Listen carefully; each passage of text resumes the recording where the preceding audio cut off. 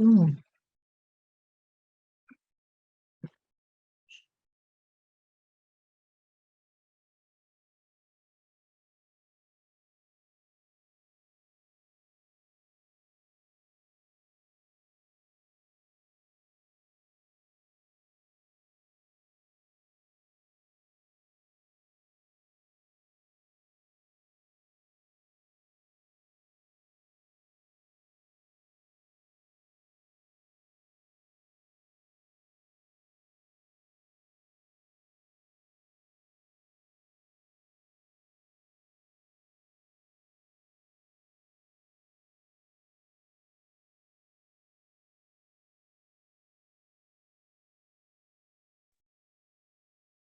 Test, test, test.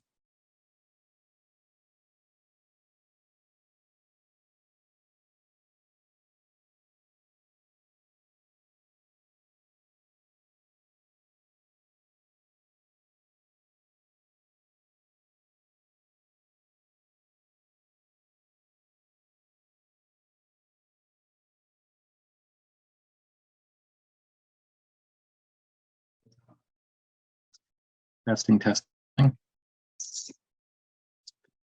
Testing, testing.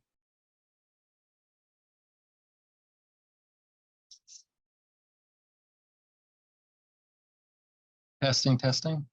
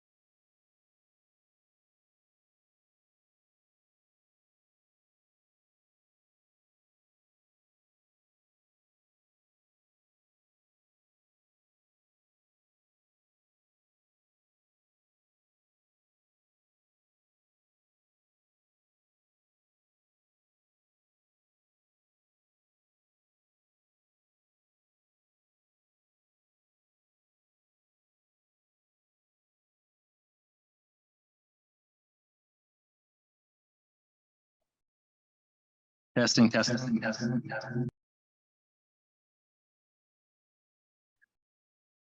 Hi, this is Grace Pamiti, just checking to see if the meeting is in progress.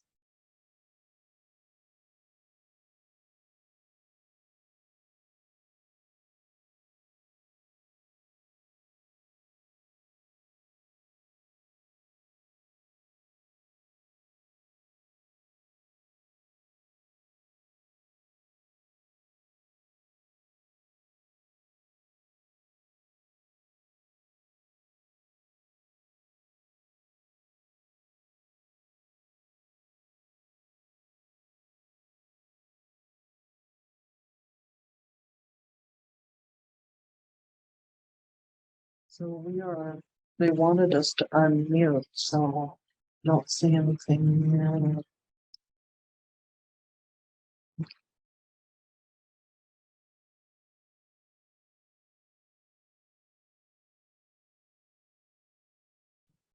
We can see you guys great. We can talk. We just can't hear you.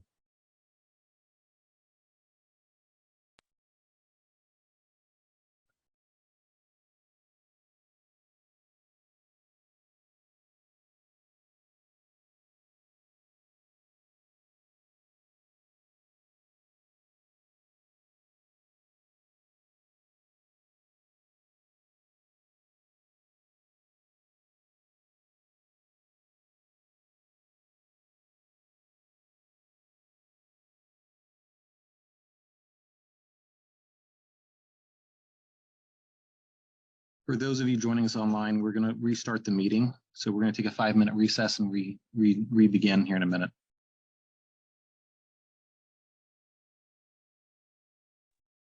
Do we need to We're relog in? having audio technical difficulties that we're working to resolve. Should we just stay online or do we need to relog in again?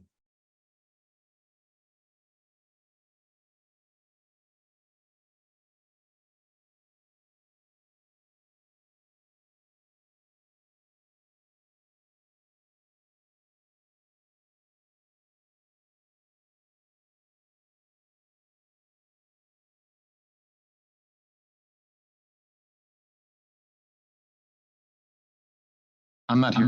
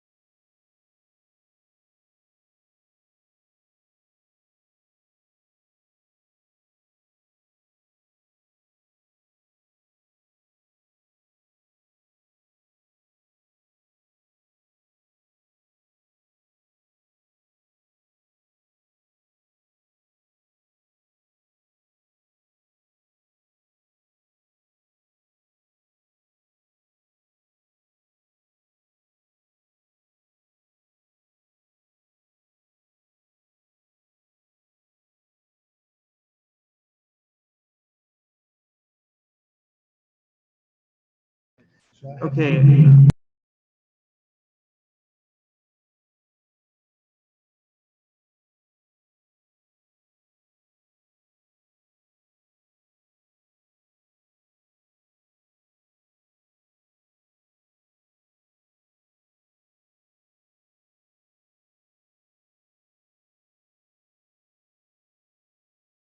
Yeah, if you want.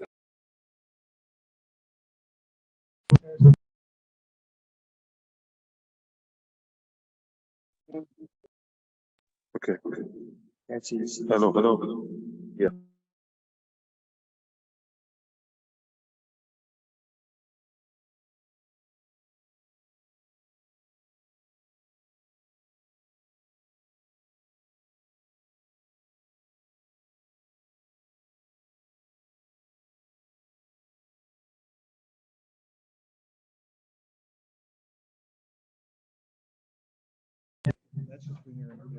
Okay. This is me attempting to. It sounds like I'm at the bottom of a well.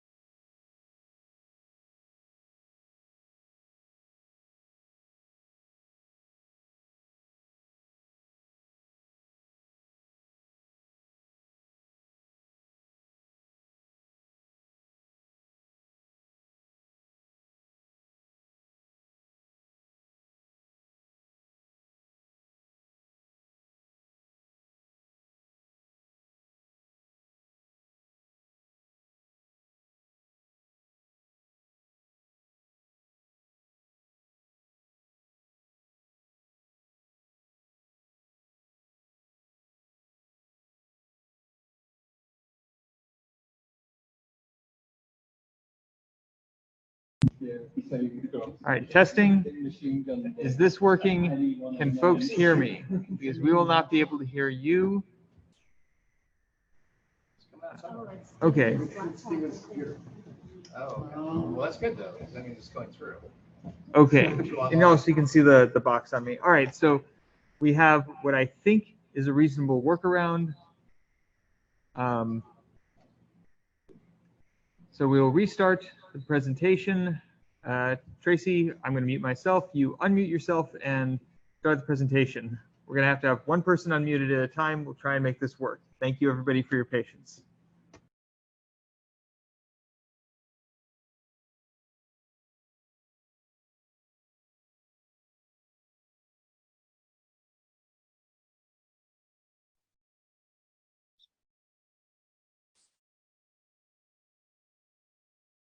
Yes, unmuted. Okay. Hopefully everyone can hear. Yes, it says that I'm talking. Okay, perfect. Thanks everyone for their patience. Okay. So the subject site is located at 801 West Hamilton Avenue. It is located in the Redwood Shopping Center. The business that's going to be discussed tonight is located at the corner tenant space. It's actually shown in the red flag on the screen there. So tonight we're here to conduct a compliance evaluation of the Administrative Plan Development Permit PLN 2009-167 and to consider modification or revocation of that permit.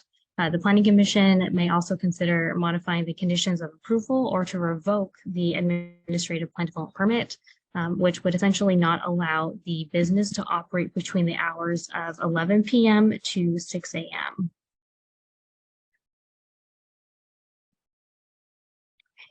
So as mentioned, an administrative plan development permit was approved by the community development director in April of 2010 to allow for late night hours.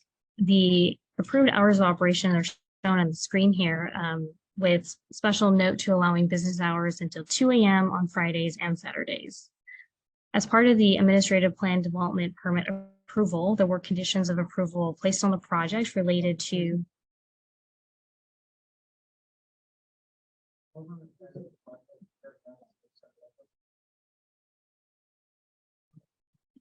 Turn it all the way down on iPhone.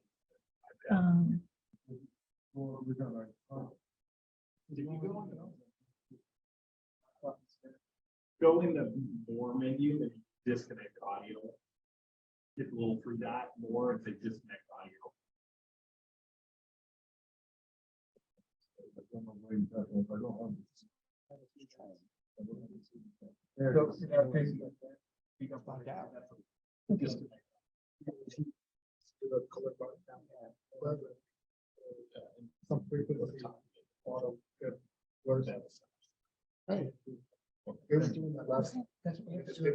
I'm gonna show you.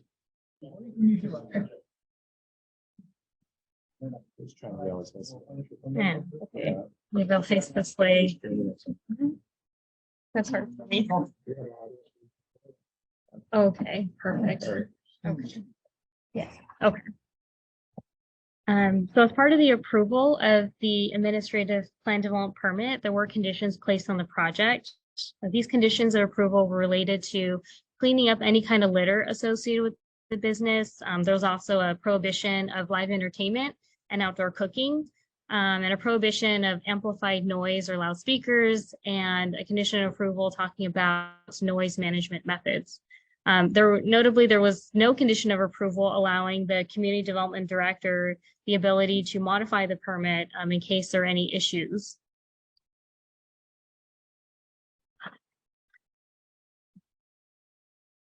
So in March of last year, staff was informed of an upcoming event occurring at the business site.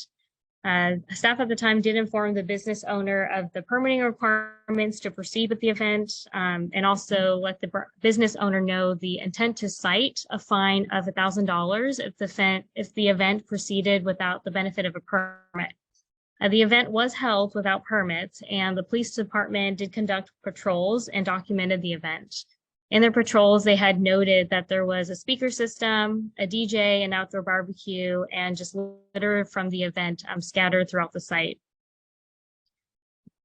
After the event, the city's code enforcement division did issue the $1,000 citation. The business owner paid that citation, and so the code enforcement case was closed at that time.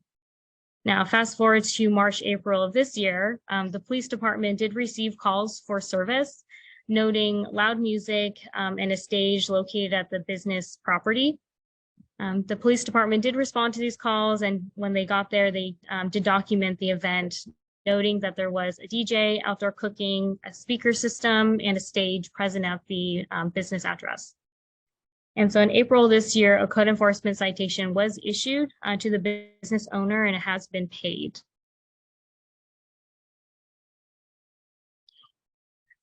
So there are a couple options for the Planning Commission to consider tonight.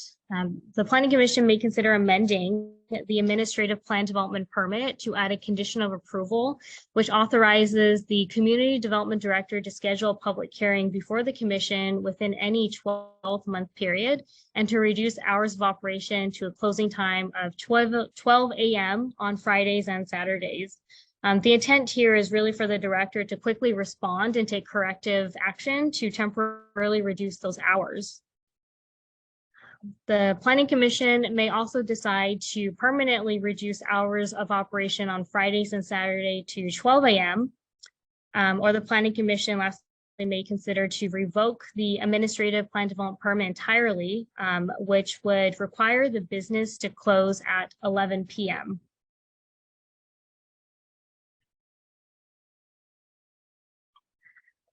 So while there's a handful of options for the commission to consider tonight, staff is recommending the commission to modify the administrative plan development permit to add that condition of approval that allows the community development director to schedule a hearing before the commission and to restrict the closing time to 12 a.m. on Fridays and Saturdays temporarily, depending on the amount and type of complaints received. And this concludes staff's presentation. Here for any questions. Thank you very much. We are going to go one by each from this side. So I'm going to try and make sure I mute and unmute myself when I'm done speaking. But Commissioner Field. How does this all compare to Khartoum, the situation there? Like in terms of what sort of ordinances exist or how this is related? Because I didn't totally track whether this whole thing is like unique to the condition of approval just for this restaurant, or is it all restaurants? Like, what does that look like? So in the administrative plan development permit that was issued, there are conditions of approval that specifically state no outdoor cooking, no live entertainment. And so because those restrictions were placed on the project when it was approved at that time, those conditions have been violated. They are in violation of the conditions of approval. If that answers your question. It might have been a poorly worded question. Is this entire thing only about the Negan restaurant adding this modification? Like, is this a policy change for the city of Campbell, or is this only about? It's not a policy change for the city of Campbell. It's really just focusing on the violations at hand for the conditions of approval. Got it. So I can speak to this a little bit. Sure. Sorry if I'm, because I was close to the Khartoum revocation. The commission might remember Khartoum came before the commission last year. Khartoum had conditions of approval similar to what staff is recommending already in their permit. Mhm. And the condition said if Khartoum was found in violation of their permit by police reports, that the community development director could modify the hours in the permit and schedule a revocation hearing. So with that, when we discovered the police, there had been 15 to 20 abridging number of complaints on the site. I myself, the community development director, had changed the hours and scheduled a hearing. In this case, the conditions of approval for Negan restaurant does not have those conditions. And so tonight we do have the document to violation of the conditions. It's a revocation hearing. You have discretion on revoking the permit, modifying the permit. Staff's recommendation is to put conditions in there that allow the director to do, in effect, what we have done with Khartoum. We can shorten the hours of future violations, and hope that answers the question. It does. One other question: why didn't the police do more than just document the case? Like, I was sort of like large sprawling party, hundreds of people with notice. It's like, why wasn't there more than just sort of documentation? I know the police are not here to answer that question, but I was curious. Yeah, I'll tell. I mean, I can't speak on behalf of police. I think they didn't see strict violation of criminal codes. It was more a violation of our municipal code. They documented it. If there was evidence of criminal violations, I think they would have acted. That's the report I got back from our police officers. Got it. And then my last question is about the fine. Was there any discussion about changing the fine amount? Because $1,000 in 2023 is not a lot. In a 500-person party, that's $2 a person. You could just cover the fine. So the hour restriction is obviously a very significant penalty, but the dollar fine seems kind of small. Yeah, I'll let our attorney jump in. So we're bound by the municipal code on a cap of $1,000 per day. Since it was a one-day event, that's the maximum we could apply. It was our discretion. They paid the fine, but of course continued next year, and that wasn't deterring the business operator from doing it again. So hence we're here with an additional punitive measure we're recommending. Understood. Thank you. Appreciate it. And I would just chime in that actually there is a state law provision that limits municipal code violations to generally $1,000 per violation. Thank you. Thank you. A similar question I had. On the revocation, I think there's an option for us to set it to 11 p.m. That sounded like it would be a permanent one, or could we set a temporary revocation? Because I think we did something like that for Khartoum. It's certainly in your ability to temporarily reduce the hours into 11 p.m. and which would be captured as a condition of approval. Thank you. And just out of interest, building on Commissioner Fields' question, if somebody wants to ask the city for a permit to hold a outside event, does anybody know how much that might be? Well, in this case, for specific to this business, in order to have outdoor events, because there are conditions of approval, I guess it depends on the type of events. If the events will be proceeding as they had been in the past, meaning the live entertainment and the outdoor cooking, then it would actually require a conditional use permit modification to modify those specific prohibiting conditions, with language written in that a temporary use permit which is also issued by the community development director for parameters on the specific events itself. So sort of a two-step permitting process. So it's not like if our street had a street party and we got a permit from the city, which was quite straightforward. It's more complex than that. Yeah. A little bit. Street parties are generally defined as something a little bit different. So if you're hosting events on public property and or public right of way, depending on the kind of event, like if it's a festival or one of the more popular ones, like one of the runs and things like that, then that would be a separate type of permit. It's called a special events permit. That's actually processed by, I think it's the Recreation Department in conjunction with police, that require council approval. And the distinction there is that those events occur on public property and may involve the closing of streets. So it's slightly different than what we're talking about here, which would be an event solely on private property. Right. Thank you very much. I think I'm probably taking us off track, so appreciate it. Okay, let's start from this end with Commissioner Gray.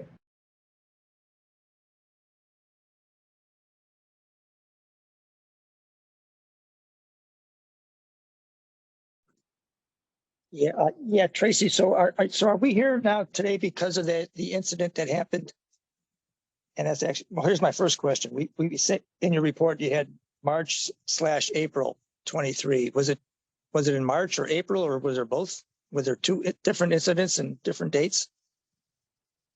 So there were two incidences different year. The /April date was when the code enforcement action had occurred. So the event had occurred two times, March in 2022 and March in 2023.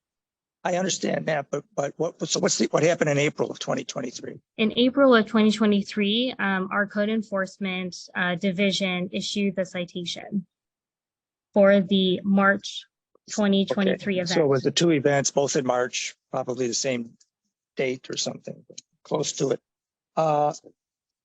And then, so I see what we're recommending. I understand the options, but we're not saying anything about requiring that they get a permit to have this event next March. That's kind of outside our purview, or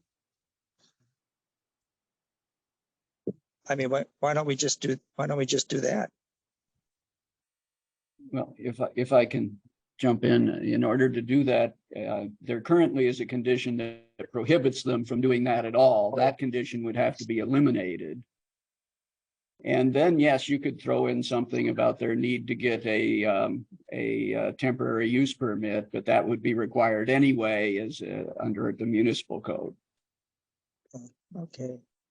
And then Tracy, I don't know if you know this off the top of your head, but so there were 3 noise complaints apparently. Do we know that those were 3 different individuals?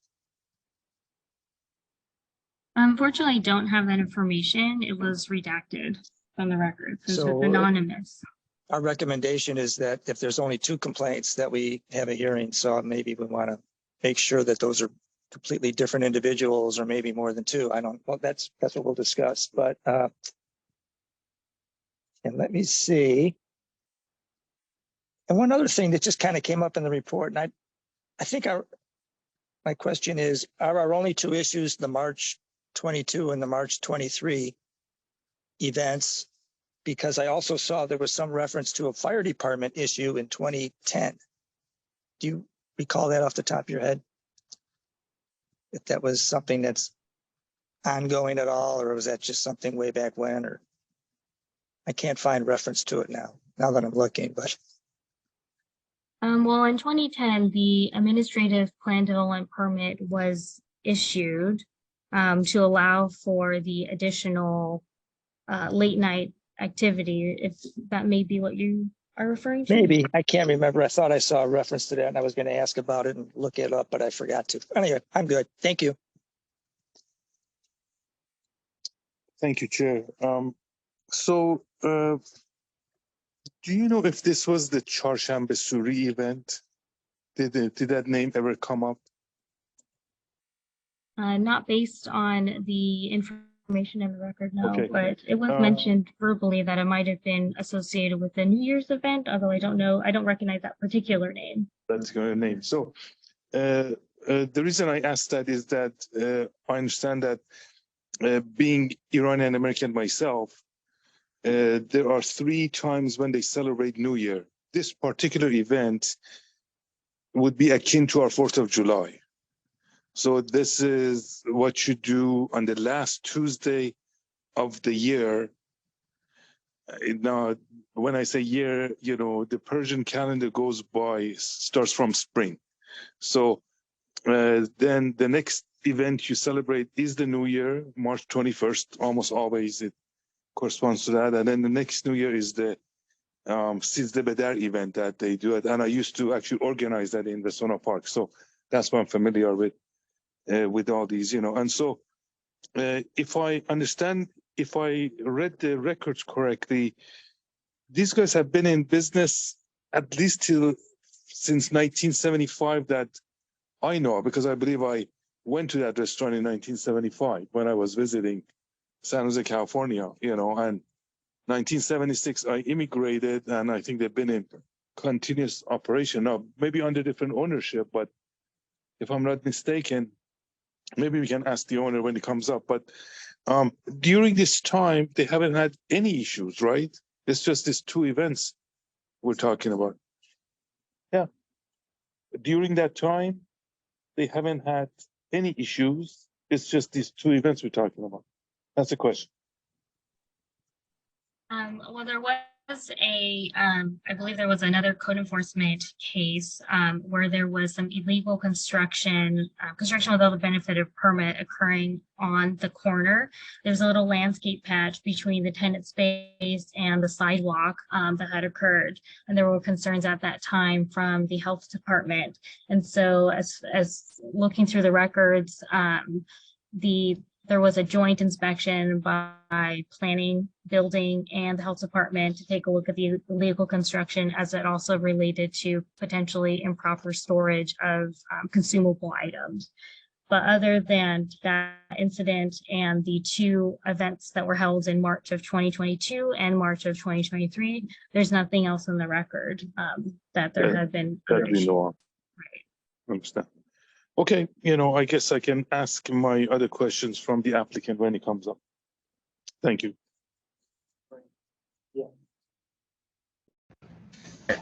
I'm not sure where I'm at on there. I logged in, but I guess I'm not showing.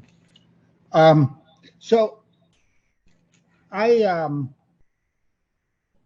have a couple questions about.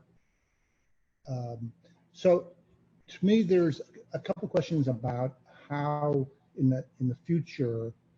First of all, the issue where the director has power to make a determination. That's one of the things we're talking about, right? About similar to what he had with Khartoum. So my question is that also applicable to other restaurants that we have where that is used, or is that normally just for bars and lounges? So generally, that that condition of approval is a condition that we have been placing on when there is a use request. In this case, the use request was to allow business hours until 2 a.m. And so while seemingly it hasn't always been the practice, and that is evidently missing from the 2010 permit, but that condition of approval is not always related to bars. And occasionally it can be placed on restaurants if it is a restaurant that has other provisions in there that do require that use permit. In addition, we've had sometimes place it on like veterinary clinics, but the condition had been modified to respond to that clinic. For example, if there was like excessive dog barking or animal noises that the community, and there are a number of verifiable complaints that same sort of parameter of allowing the director to schedule a hearing before the planning commission to review the project, we've also placed on those kind of projects as well. So in April 2010, when these times were established, I know you weren't here, lots of people weren't here, but in terms of what that decision was made to allow what I consider more of a bar hour time rather than a restaurant hour time, do we understand why that was allowed in the first place? Why those late hours were allowed? And I might mention that their website shows normal restaurant hours. So I'm assuming they're not even going that late. So I'm just curious as to why, when we normally provide hours for restaurants that are shorter to 10 o'clock, 11 o'clock, why we might have offered 2 a.m. at that time. Do we have any idea why that happened? Well, at the time, the attachment B, I believe it is, which is the administrative plan development permit itself in the 2009 approval, in that there are considerations for review. So it's kind of justifications of why decisions are made the way that they are. And so at the time, it was determined that based on the project description at hand and the recommended conditions of approval, that the business would operate not in a manner that would be disruptive or to disturb the peace of the surrounding properties, and it wouldn't prohibit any kind of enjoyment of property. But you don't know why they picked the later hours, which is usually in Campbell, at least in recent years. If I can mention it, in attachment B, it says, based on the fact that the existing business has an ABC license for alcohol sales, allowing the sale of alcohol until 2 a.m. daily. City has limited authority to regulate business hours. The city may condition the project to mitigate any impact on adjacent businesses from business operation. I believe that they got a liquor license that allowed them to stay open until 2 a.m. And so the city went with that. So is this one of these things where they kind of inherited the hours from a previous owner? Because I understand that that's the kind of thing that happens, right, Bill? You know, the location they previously had been a bar or something. That's quite possible. I may have the location wrong, but I'm thinking this used to be Apple Annie's years and years ago, and I might be off on maybe thinking about a different location, but I'm off. Okay, well, then I don't know what was there before. But it's possible this was because of the existing, when the new ownership was taken over, something that this hourly rate I think was it's a question inherited, right? We don't. It could be. Okay. So I got a question to follow up with on one of the other commissioners, which I think is relevant, is the normal permitting process. So if you have, if this is discussion, we should wait. I have a question. Is it a question for staff? It's a question for staff. Okay. It's about permitting. If you're a restaurant and you want two things: live entertainment in the establishment, which is what they actually do that to there, which is against the permit. But if you want live entertainment continuing, say like Little Lou's, which is a restaurant that has live entertainment daily, nightly, or if you want a special event outside once or twice a year, is there a permitting process in place that allows them to come to the city and get permitting for live entertainment inside and another different kind of permit for doing a special event in their parking lot. Yes, there are permitting procedures to allow for that. For the live entertainment, it would require a two-step permitting process. One, it would be a conditional use permit that planning would need to evaluate the land use impacts on the operational aspects of it, and that would be before the commission for review and approval. Now, should the commission approve it, then I believe the police department does also require a live entertainment permit that is approved by council. So that's the live entertainment part of your question. For the special events part of your question, that would be through the temporary use permit that we have that is actually issued by planning by the community development director for those sort of special events not to occur all the time, you know, day in, day out, because that's not temporary in any case, but there be events that occur over a certain number of days, and there's a type of events that could be, or a type of activities that could be permissible through that temporary use permit with parameters on start dates, start times, and end dates and end times. Okay, so in theory, they should have probably come in advance to the city and requested that permit because they wanted whatever it was in March of a certain day and asked for that specific permit. Is that correct? Correct. Yeah. In March of 2022, staff did inform the business owner of what the permitting procedure would be to allow for the event, but unfortunately there was not a permit that was submitted for to allow it. All right. And do those things take very long to go through? Does it take, do you have to do that in a month or two in advance, or 3 months in advance, or 6 months in advance? Generally, it depends on the parameter of the event itself. An example that I can think of is like the St. Lucy's event.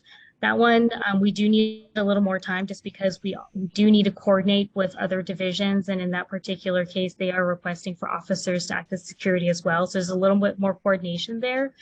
But I would probably say no sooner that the business owner, should they want to do an event, if it's proceeding as it has been in the past, I would say no later than 3 months in advance should the permit be submitted for. But I do want to caveat that because in this particular case, there are conditions of approval that specifically prohibit live entertainment. And so because there will be a need to do a conditional use permit modification, I would recommend 6 months in advance prior to the event. Once, if planning commission at the time grants that conditional use permit modification to clarify those conditions that live entertainment is only permissible through these special events and not as a standalone, should the commission wish to do that, then thereafter it would be a temporary use permit, which would take less time. Okay. I think that's all I have for now. Mr. Chair, I'm sorry, I have one more question. I apologize. How do you do this again?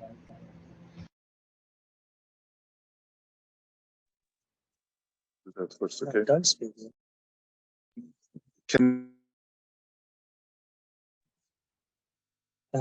you hear me? Okay. The question is, what is the definition of live event? What do we call live event? If I go to a restaurant and I get up and start, singing, is that live event, or do I have to have my acoustic guitar and the hair and the works? Thank you. Yeah, let me go ahead and pull that definition.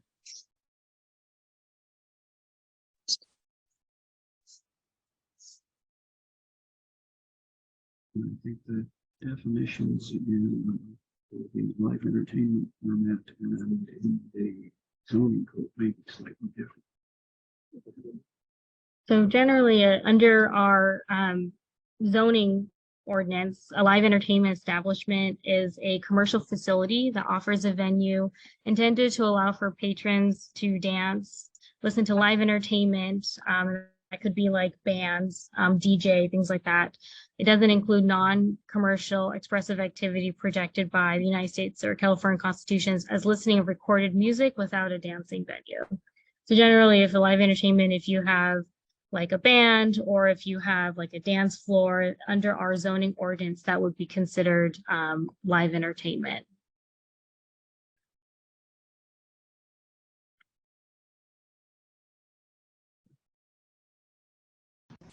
If you'd like to look more closely, it's in our municipal code, section 524.010. Yeah, if it helps, I'll read it. So live entertainment is defined as entertainment provided as bands, instrumentalists, disc jockeys, dancers, raconteurs, pantomimists, I don't know how to pronounce this, prodigitationers, magicians, vaudevillians, I'm sorry, acrobats, actors, and theatrical performers, pageants, or contests involving audience participation, including acts in which animals, exotic or otherwise, are used. That's your definition. Okay, if those are all the questions for staff, I will open the public hearing. Do you have anything? No, all of my questions have been well answered. Thank you. Is there anybody from the public who would like to speak on this? Well, the applicant isn't the right word, is the owner of the restaurant here. Would you like to speak? Thank you very much for your patience. You'll have 5 minutes.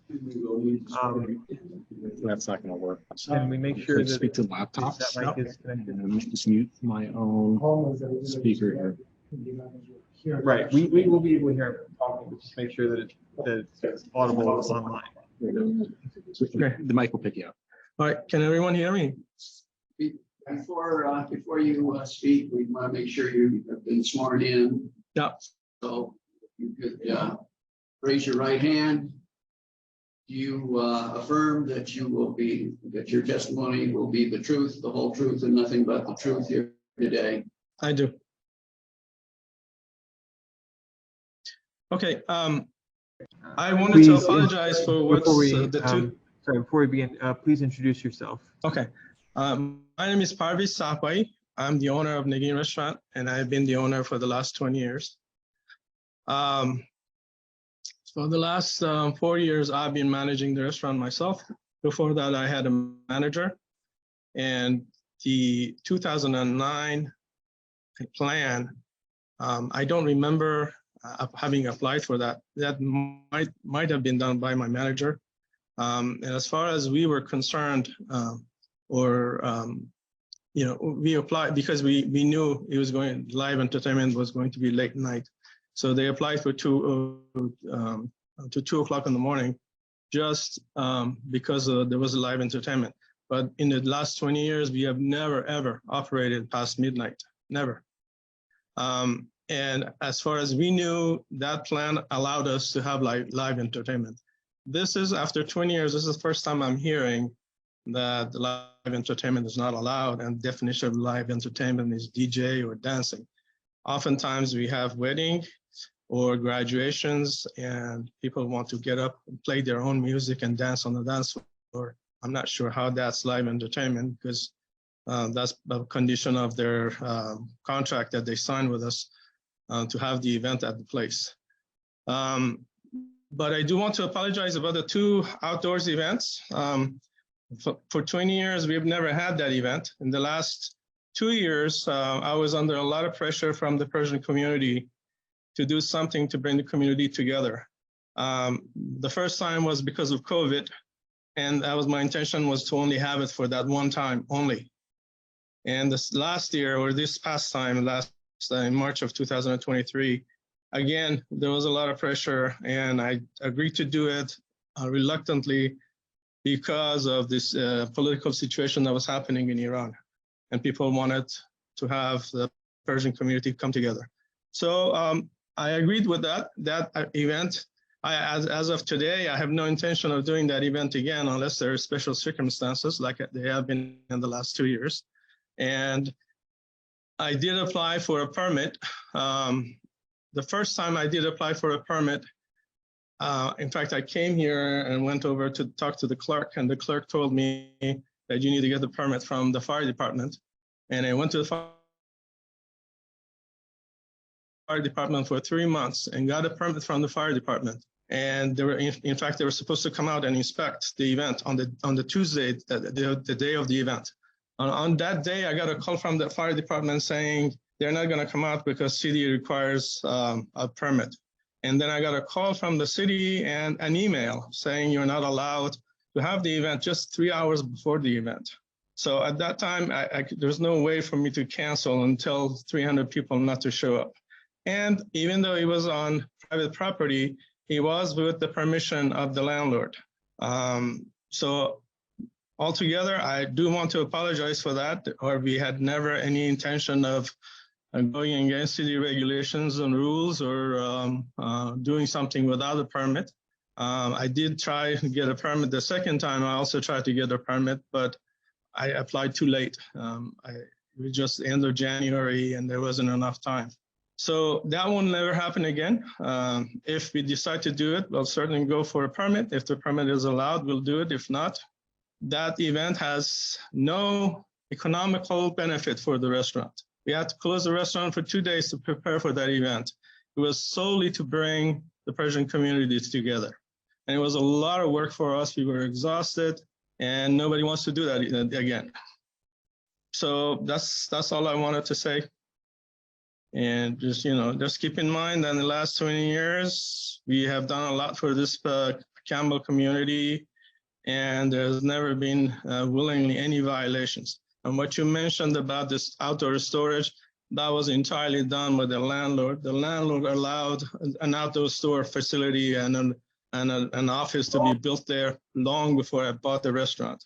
And whether it was done with a permit or not, I had nothing to do with that. So the city then came and asked me to remove it, and there was a discussion back and forth between me and the city planners and the landlord. So city issues a few citations, and landlord finally removed that structure from there, including the garbage disposal that was there. So we were not in fault in any of that.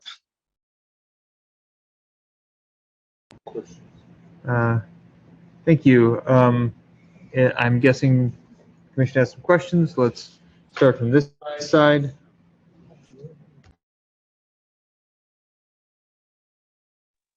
Yes, sir. Yes, thank you for your time. So you're okay if and it sounds like it was only an issue those 2 days, but you're okay if your hours were restricted to midnight anyway, right? You're not. Yeah. We don't have any intention. We're exhausted at 11 o'clock. We don't want to continue past that. And I know you have so you do have live entertainment indoors. Yes. And so would you be willing to apply for whatever you need to apply for? Absolutely. Yeah. I had no idea I had to apply a special permit for that. And we canceled it for the last 2 weeks since the last time we got together. So there wouldn't be any issues. And then this event from the last 2 Marches, March of 22 and March of 23, you would not going to have that again, as far as you know, or if you do as far as I know, I don't intend to do it. But if I do decide to do it, if there's some special circumstances, you never know what's going to happen next year.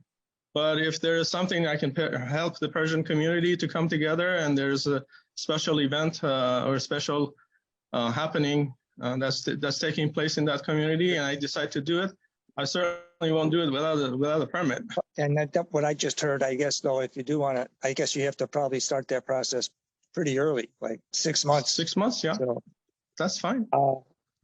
Yeah, I guess I don't know exactly what else. Yeah, thank you. Thank you, Mr. Chair.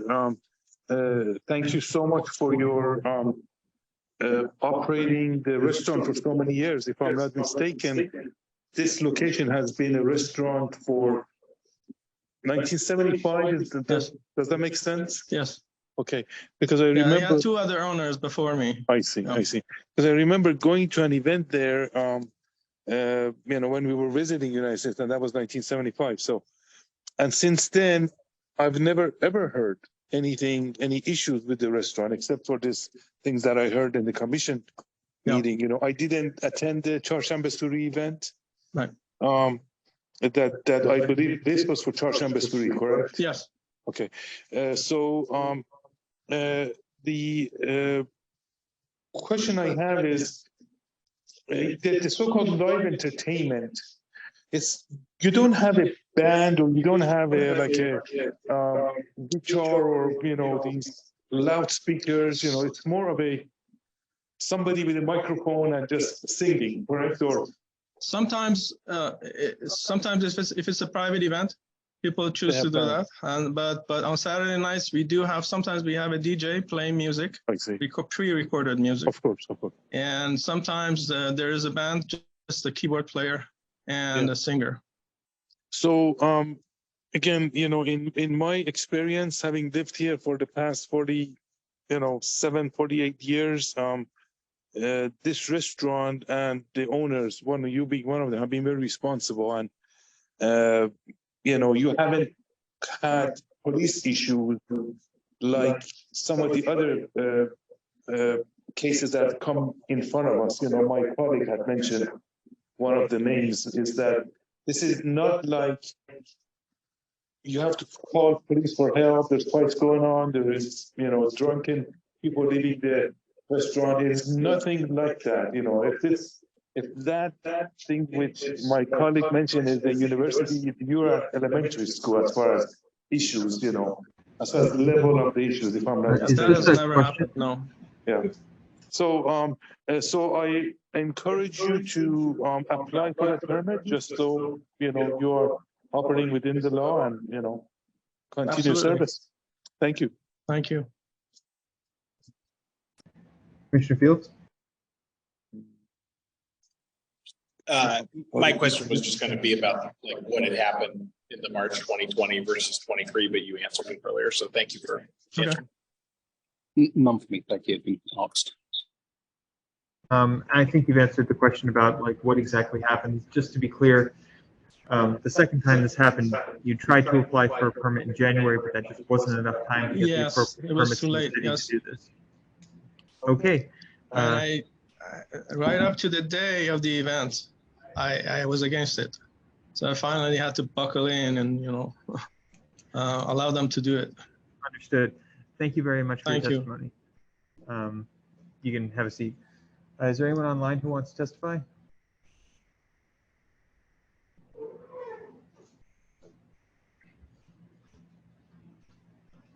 If there's no one else present, I will close the public hearing. Time for discussion. Let's start on this side with Commissioner Fields. It seems like of the options available to us, the punitive options, the ones about the hours don't seem like they're like particularly applicable to the situation because they're not open until, like Commissioner Zisser, I think he had a great point. You go on Google, you go on their website, they close 8 o'clock, 9, 10 o'clock. So I guess as we sort of debate what our approach is, I feel like the cartoon model did work well, so that resonated with me. Set up a standard, make it clear what the penalties are, run numbers. So I think I was tempted on that one the most because especially after sort of hearing more about the business's intention on hours, it doesn't seem like reducing them to midnight or 11 is going to actually be a penalty. So I think the discretion of the development director, particularly if he had the ability to go even further, if this for whatever reason became a crisis thing, I don't detect that it would based on the testimony. So that's where I'm at. Staff's recommendation for adding that power. Yes, I agree with Commissioner Fields. It's very useful hearing Mr. Charbez, I'm probably pronounced that wrong, commentary. So that was very helpful. I think just giving the staff the ability to modify the hours if it comes up, right, is a good thing. So I'd be for the staff's recommendations. It sounds like we should have that power in all these type of things, right? Or the city should have that power. Let's go from this end, Commissioner Cray.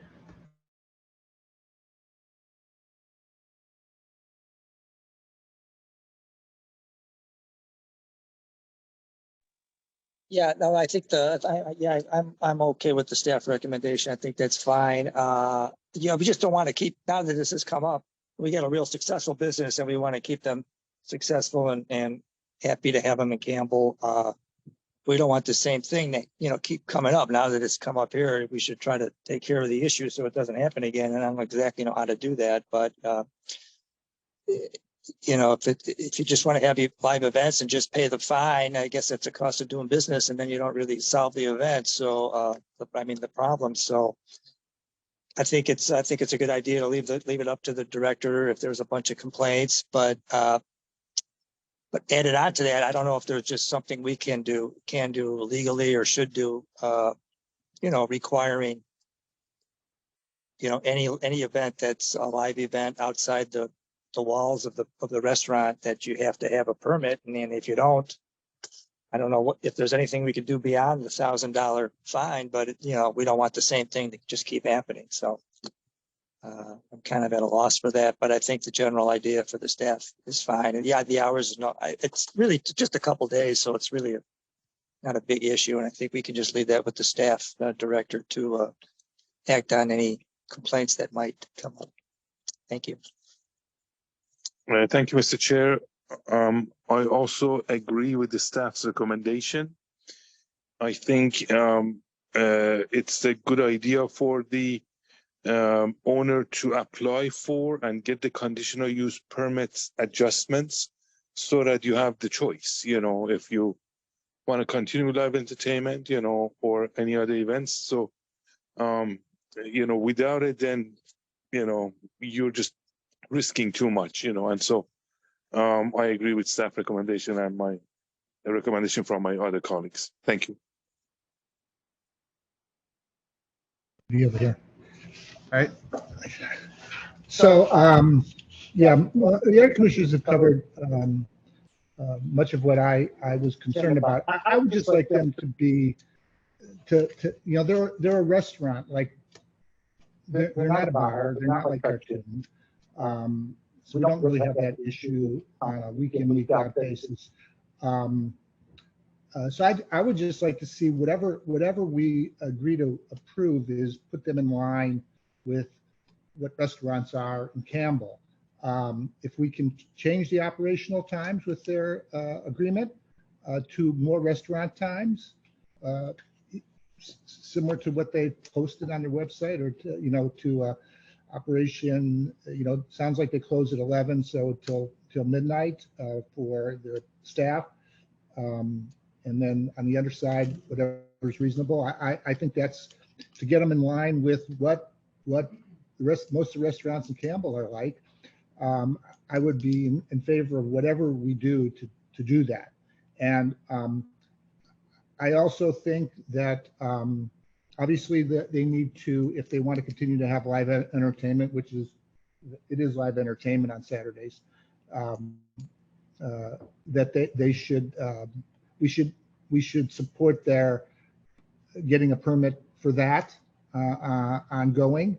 And because they've been doing this for a long time, and there's not been complaints about live entertainment inside.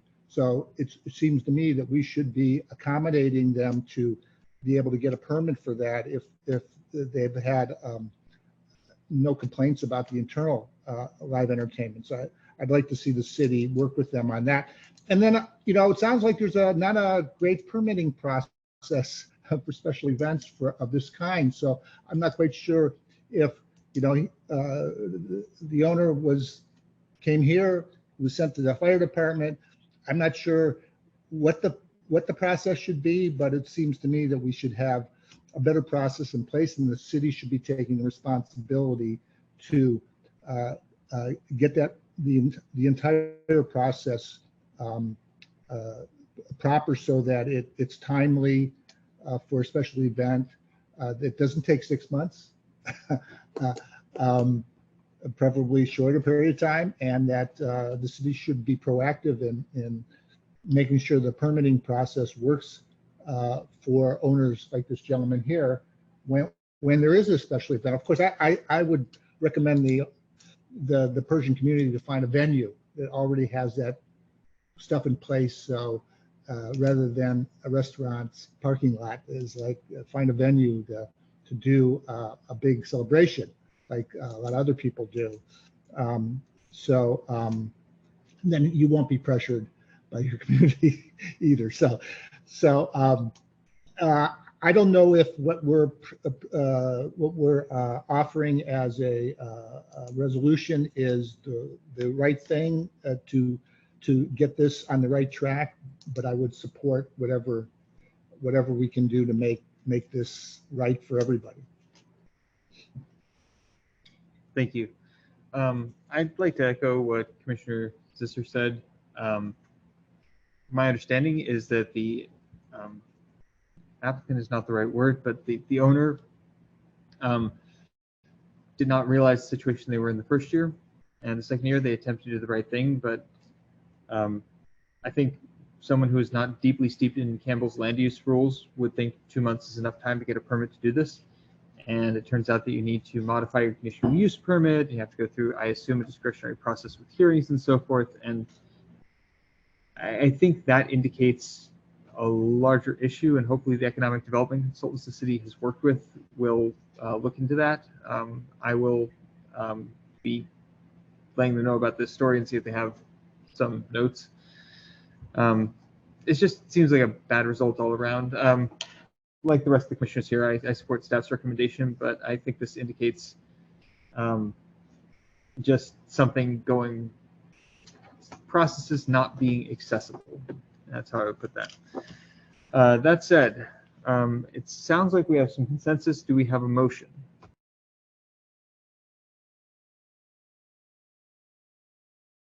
Question is, the original resolution that you're suggesting, is that going to accommodate, based on all the discussion here and the inputs, is it still the right way we should move on this?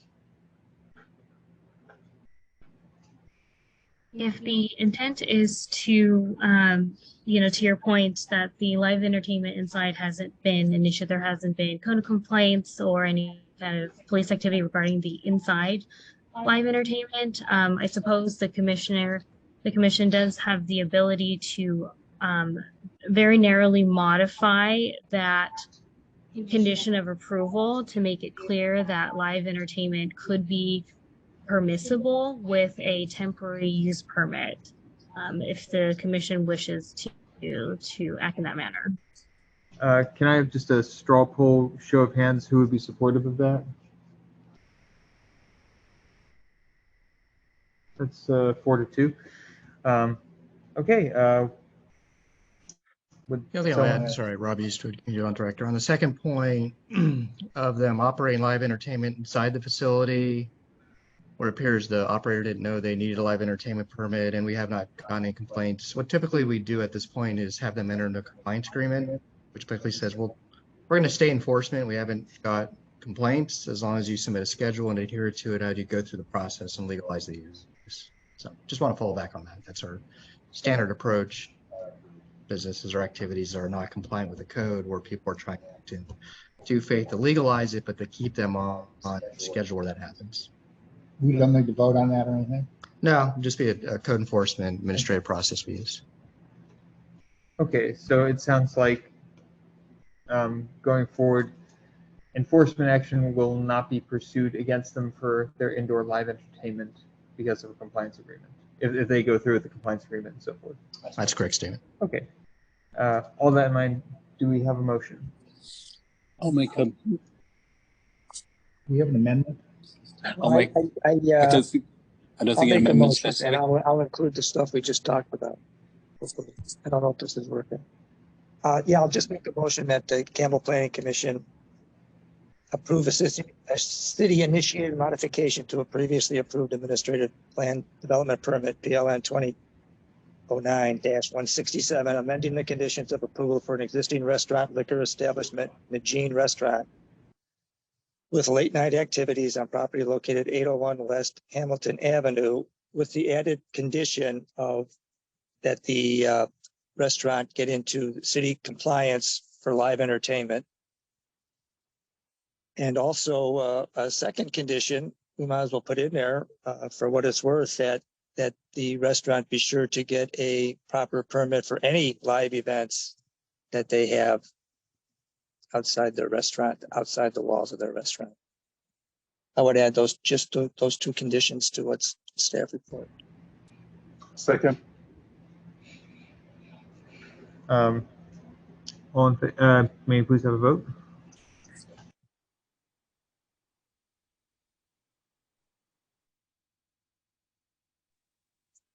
Commissioner Fields, Aye. Commissioner Ching, Aye. Commissioner Craig, Commissioner Kamkar, Aye. Vice Chair Scissor, Aye. Chair Buckbinder. Aye. I believe that action is final unless appealed to the city clerk within 10 calendar days. Thank you very much. All right, moving on to item 2. Actually have this open now. Rather, item 3 on our agenda. It is a public hearing to consider the application of Nicole Comack, Crown Castle, and Jake Hamilton Virtual Sidewalk LLC to allow for the establishment of a concealed wireless telecommunications facility or artificial tree pole with the request for limited exemption from standards to retain the existing height of the facility, 45 feet permitted, 75 feet existing/requested on property located at 910 South Montgomery Lane in the M1 Light Industrial Zoning District. The application under consideration is a conditional use permit with site and architectural review, and our planner is Stephen Rose. Thank you and good evening, Chair Buckbinder and members of the Planning Commission. Give me 1 second to get set up. I believe my mic is live, so all good there. I'm grateful Tracy was able to work out some of the bugs on her item.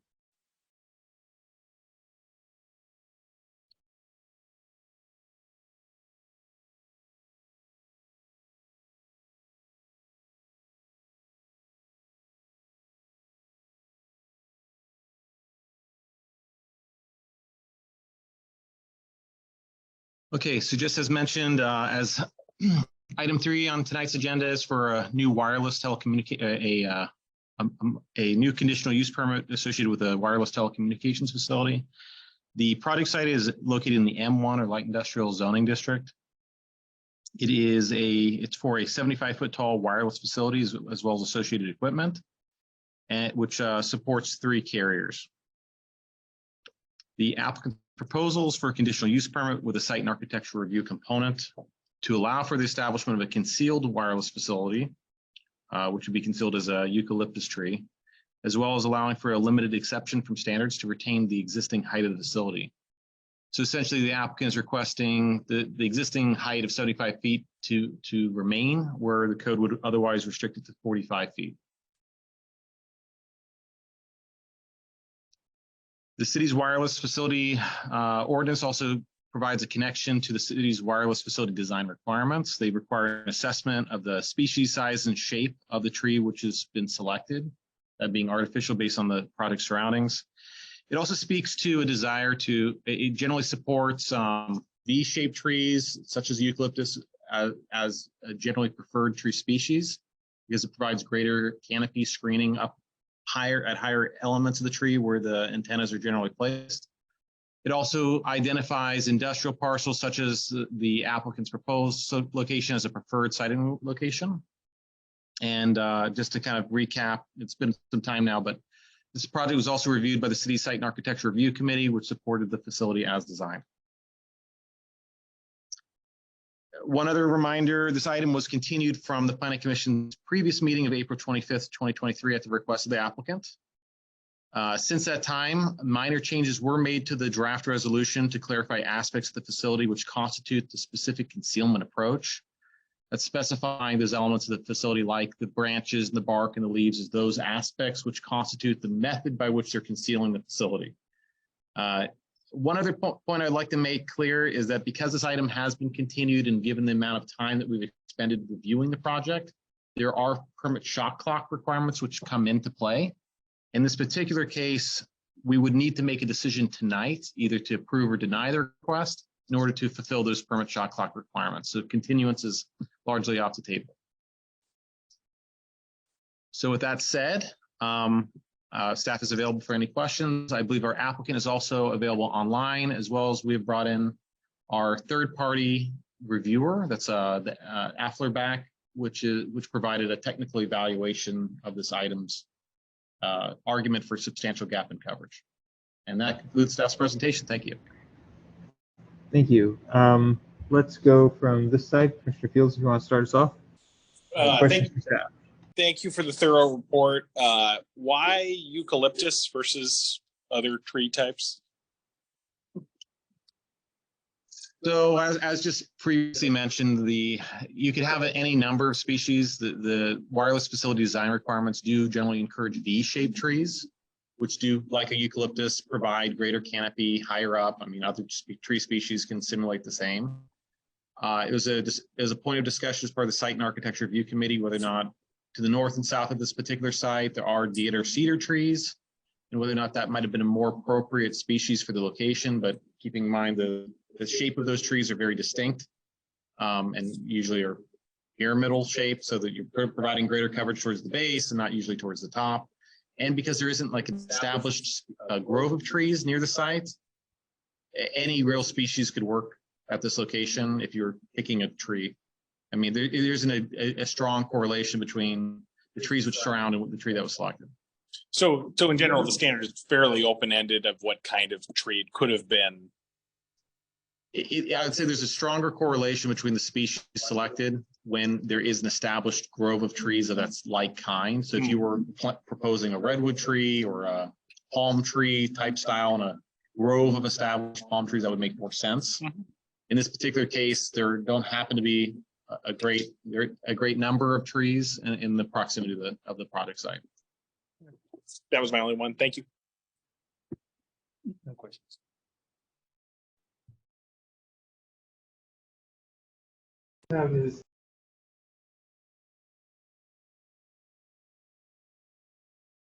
Capability of the tower.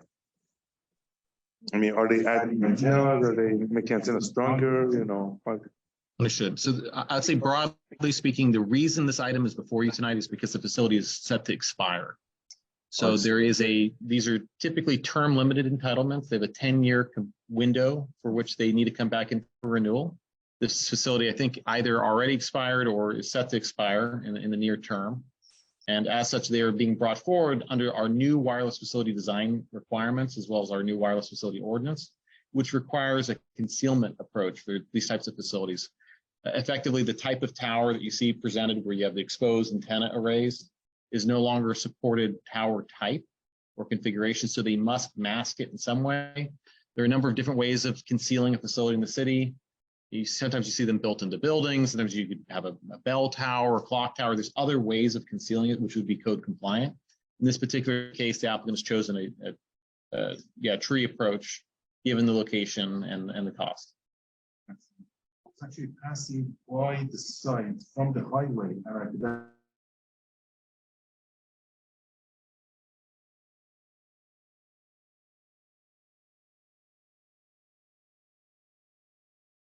I'm sorry, was there a question there?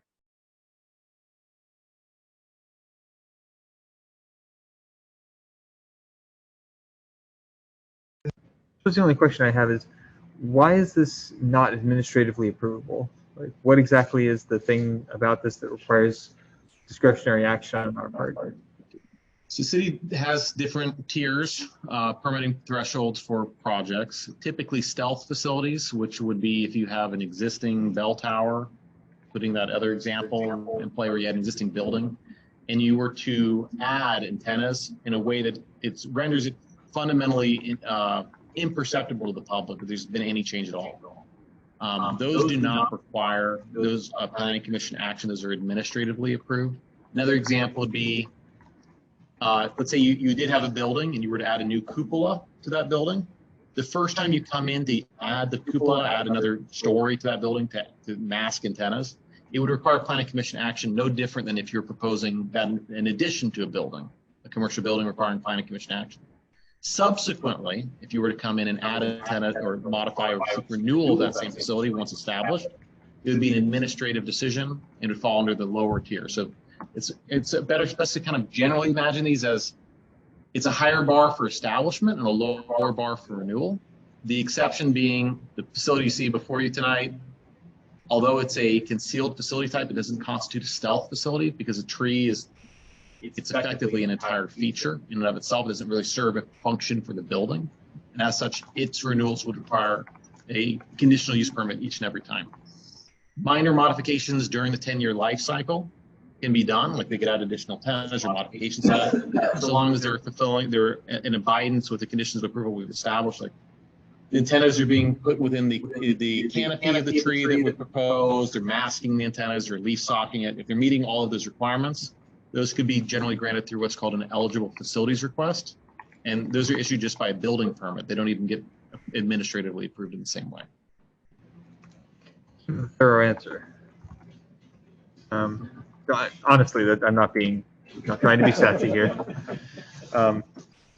Okay, given that, I will open the public hearing. I don't see any members of the public here. Is there anyone online who would like to speak?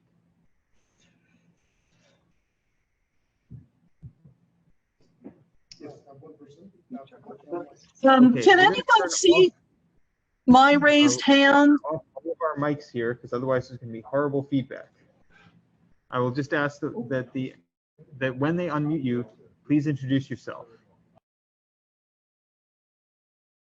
This is Grace Pamiti. I'm the resident that lives in plain view of the tower, and I've seen it grow by its extensions over the year.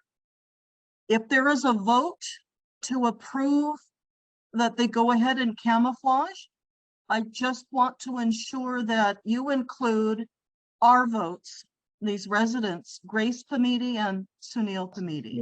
And that's all I have to say. Grace, can you try talking again? Can you hear me?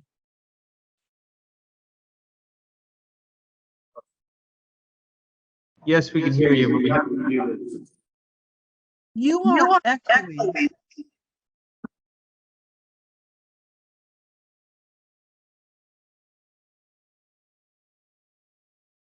When I speak, do you hear an echo? Yes. We're working on it.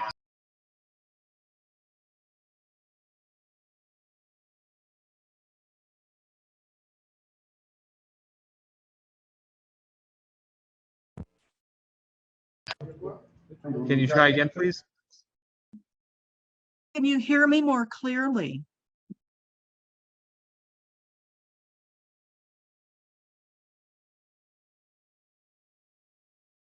Please proceed.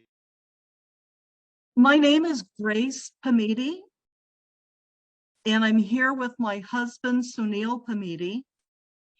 We are the residents on Central Park Drive, and we live in full view of this tower.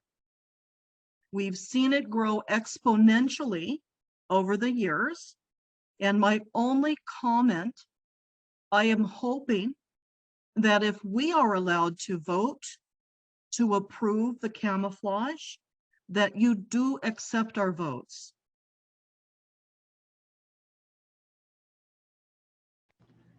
By your face, it doesn't look like you're hearing me, but did you hear me? Yes, we hear you. What camouflage? Thank you. Yeah, that's all we really wanted to say. Sorry, can you just clarify, you are in favor of the eucalyptus tree design that's being proposed? Yes. Thank you very much for your comment, and thank you for your patience with the technical issues.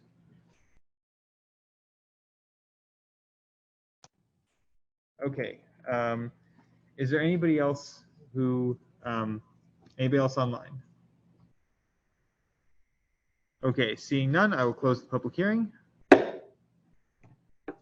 Let's start discussion on this side. Commissioner Cray?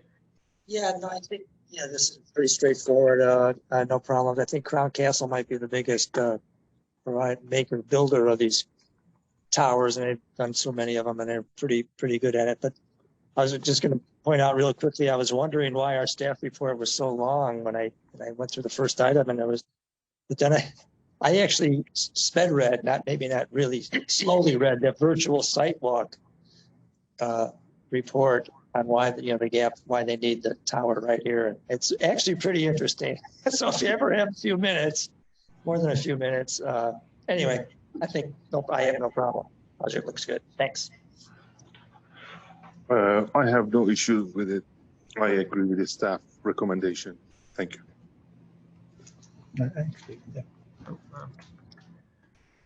So, yeah, I was in the SARC meeting on this, and I believe the Grace and her husband were there, and they were heartily approving of this at the time when they learned what we were going to do. And Stephen has explained it thoroughly in terms of the purpose and style, and I'm in total agreement with it. So for me, it's a slam dunk.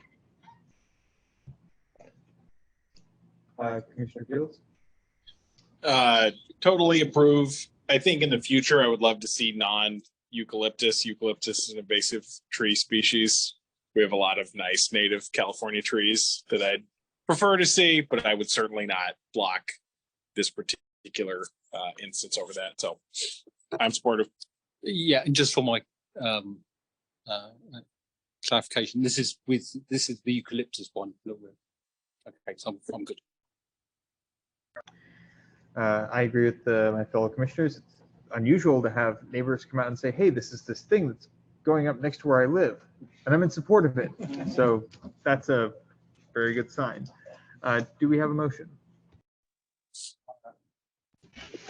Yeah, I'll move to resolve granting approval of a conditional use permit with site and architectural review PLN 2021-90 to allow the establishment of a new concealed wireless facility artificial tree on property located at 910 South Quincy Lane in the M1 Light Industrial Zoning District, project file number PLN 2021-43. Is there a second? Second. Please have a vote.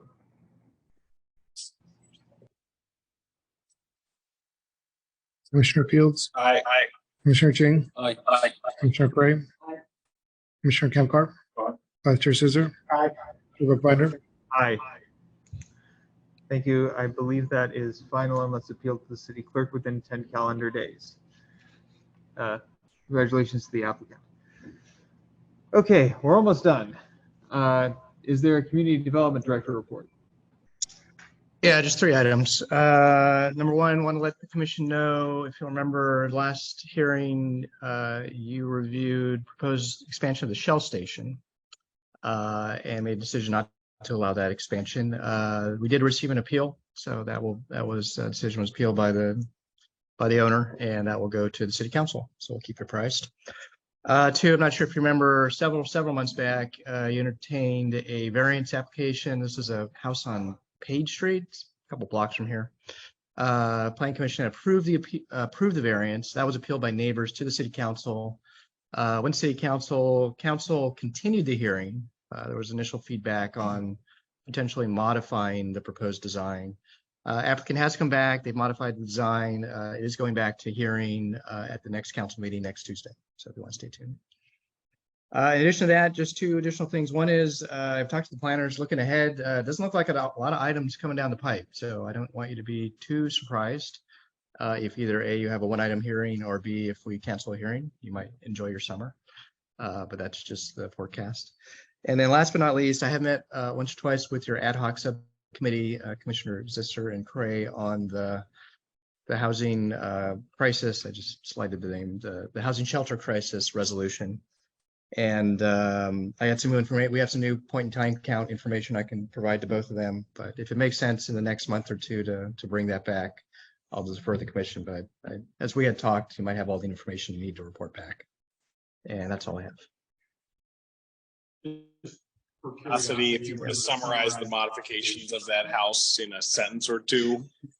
Yeah, and it's in the record. I mean, Sure. their application is in. So the variance, if I remember it right, had been at 3 feet from the side, was facing, I believe, Page and they've modified it to take it to 6 feet. So a little bit of a compromise back.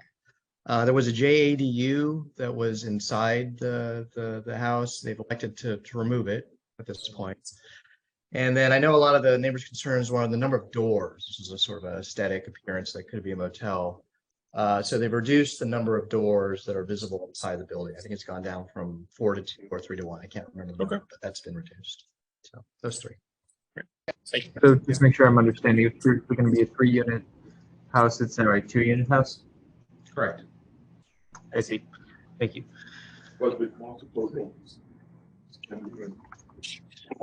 And just a point on the appeal by the Shell gas station owner. There's nothing stopping a commissioner from speaking at the city hearing, provided he's just representing himself rather than the commission. That would be correct. You may speak on your own behalf before the city council. Thank you. Okay, that's all from the community development director. I'm not quite going to let everyone go home yet.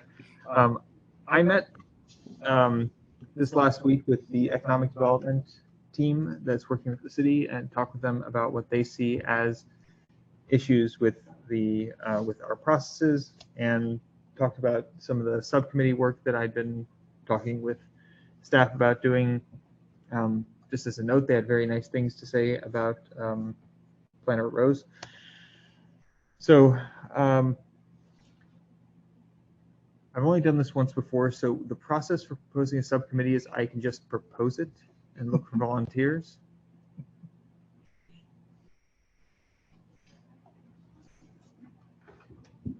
That's what you did last time.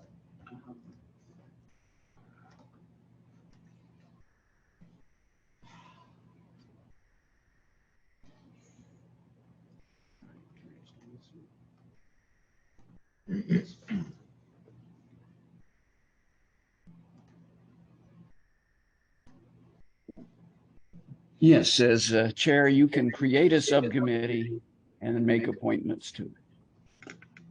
Okay, cool. So I'm going to conjure up a subcommittee to review our conditional use permits. The mandate here will be to speak with the economic development team, speak with staff, whoever else seems relevant.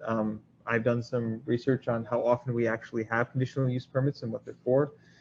And to the ideal product would be come back with a list of, we think these conditional use permits should be there. We think these should not be. We think these should be just permitted uses. We think they should be administrative decisions. We think there should be objective criteria, whatever you guys come up with. We have 186 uses in the city, and a lot of them are conditionally permitted.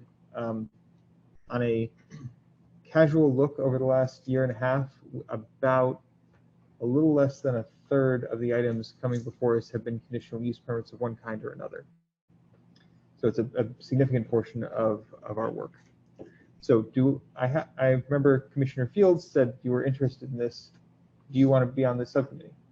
Yeah, this I think is a pet peeve of mine on process and overhead. So yeah, I'm up for it. Okay, I will follow up with that. Does anyone else want to volunteer?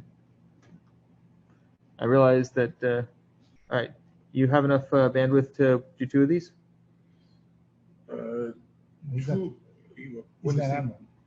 I'm sorry, right, it's you, it's Zisser and Cray, not Zisser and Camper. I'm sorry, yes, okay. I know he looks that like Okay, so I want to ask, since you guys are volunteering for this, this could be relevant to the economic development people. I want to know if you also want to take on the mandate of considering our existing non-residential parking requirements and noting what it would take to reduce those to current ITE standards. That we've gotten a lot of parking modification permits, and staff generally says, well, you'll note this is way more than what ITE would require, which is the general standard. Would you be willing to also do that? I feel less familiar with that, but Institute of Transportation. Yeah, it's Institute of Transportation Engineering. It's the standard for parking generation. Basically, you look up in the parking generation manual what's the ratio for this use? What's our ratio? You know, if we require one space every 250 square feet, they require one space every 400 square feet. You say, oh, we would be requiring less there. Okay, I will follow up with Commissioner Kamkar and Commissioner Fields. Thank you very much. That's all I have. With that, I will adjourn to the next meeting of, I can map this, July 25th, 2023. Everyone have an awesome night.